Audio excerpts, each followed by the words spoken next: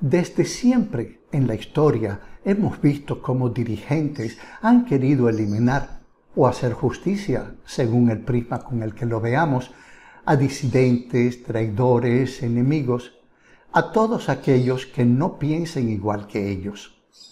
En la actualidad hay estados que también han querido eliminar a aquellos que de alguna forma son contrarios a sus intereses.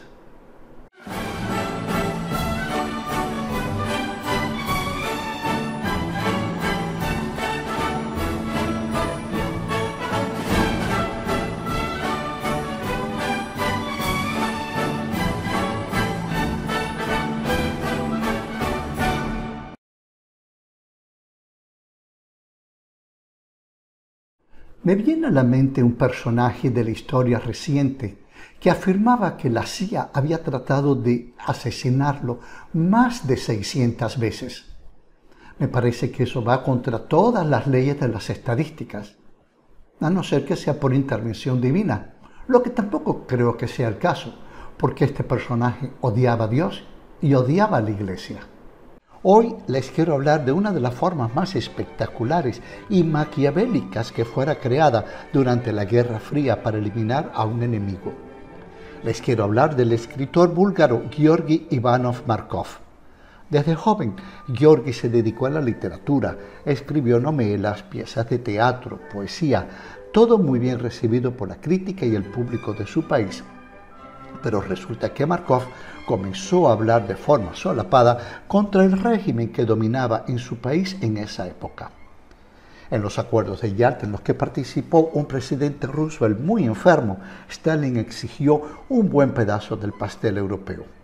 Todos los países que tuvieran frontera con la URSS, cercana o lejana, desde Estonia hasta Bulgaria, formarían parte de un eje prosoviético, una especie de colchón entre la Unión Soviética y el resto de los países capitalistas de Europa. También es necesario decir que el pueblo búlgaro siempre estuvo agradecido al ruso por la intervención del zar Alejandro II en su lucha de emancipación del yugo otomano en la guerra de 1878, con la cual Bulgaria logró su independencia. Esta simpatía y agradecimiento con el pueblo ruso continuaron incluso en la época soviética. Cuando los alemanes buscaron aliados para invadir en 1942 a la URSS, Bulgaria se negó rotundamente a participar en esta contienda.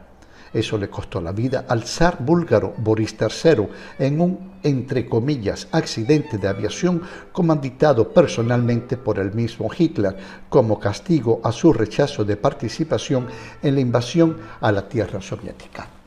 Pero volvamos a Georgi Markov.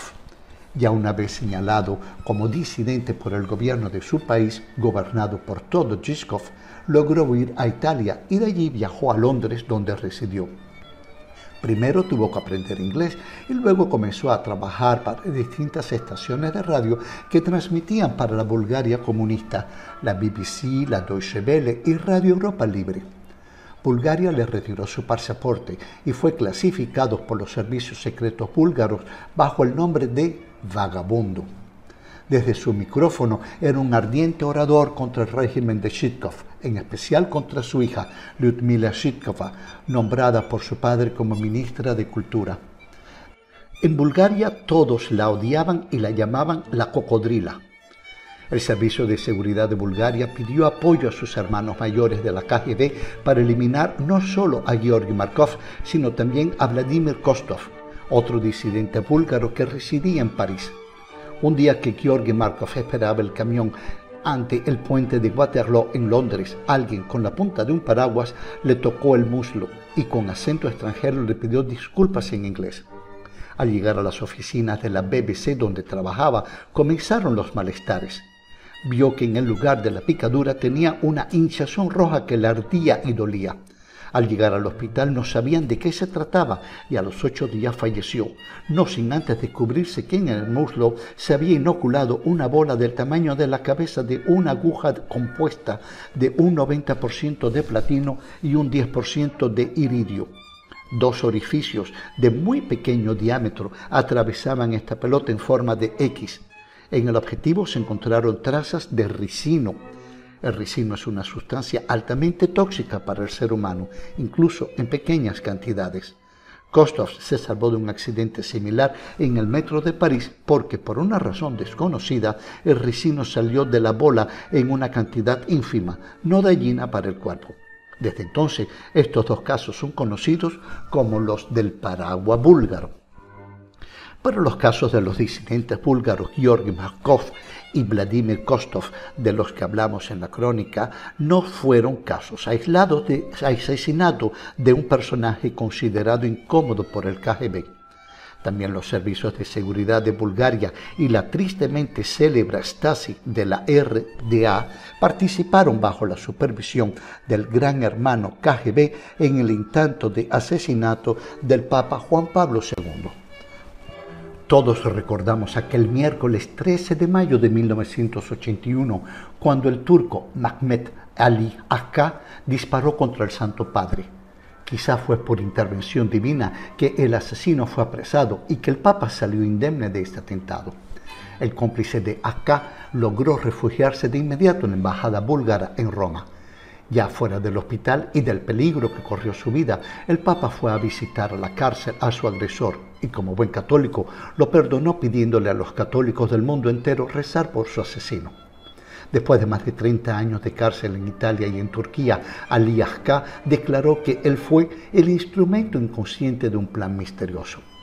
A la caída de la RDA, los intactos expedientes de la Stasi, entre muchas otras cosas, demostraron fehacientemente y sin equívocos la implicación de los servicios secretos de este país y de Bulgaria.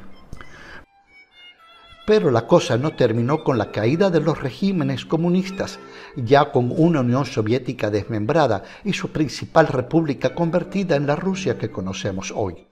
Los servicios secretos de la nueva Rusia, herederos de la KGB, no podían tolerar la llegada a la presidencia de Ucrania de un ferviente enemigo de la supeditación de su país a la nueva Rusia y con planes de acercar Ucrania, su país, a la Unión Europea y a la OTAN.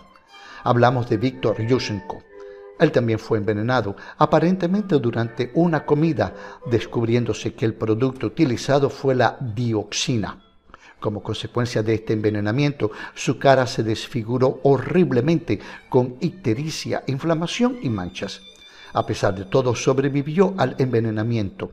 Algunos dijeron que había sido un autoenvenenamiento, cosa que me parece harto masoquista. Hoy lleva una vida apacible como expresidente de Ucrania, pero marcado física y espiritualmente por el resto de su vida.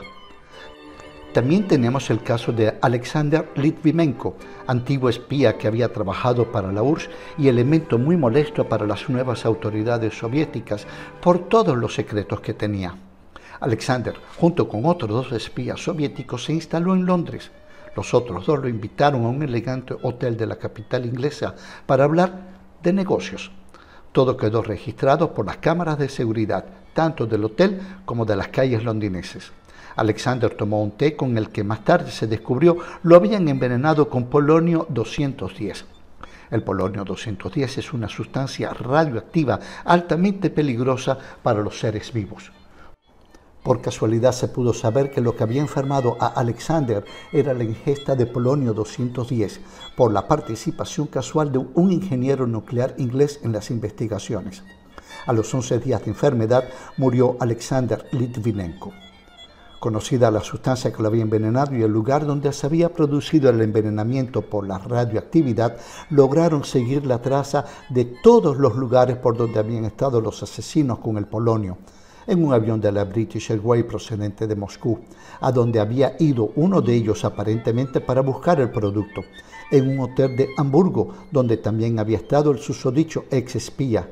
En el hotel donde Alexander tomó el té, en un restaurante de sushis, donde se habían encontrado días antes y aparentemente había sido un primer intento de envenenamiento, hasta en el metro y las calles de Londres.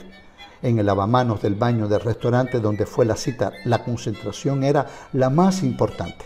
Todo hace pensar que fue en ese lugar que el asesino manipuló el producto para después colocarlo en la taza de té. La BBC calificó todo este asunto como acto de terrorismo nuclear en las calles de Londres. Huelga decir que los dos espías implicados en este asunto de inmediato huyeron a Moscú. Todo el mundo apunta directamente a Vladimir Putin como responsable de estos asesinatos. Es así como termino mi misión del día de hoy. Como siempre, les estoy muy agradecido por el seguimiento que le dan a mi trabajo. Ayúdenme a la difusión, por favor, entre sus amigos y familiares y también entre sus contactos. Mientras tanto, puede darle clic a like, eso me ayuda enormemente y a ustedes no les cuesta ningún trabajo, es gratuito. Mientras tanto, aquí lo dejo con 2 otros programas que de alguna forma están relacionados con este de que le estoy hablando hoy. Y en espera del próximo programa, me despido de ustedes con un afectuoso hasta la próxima.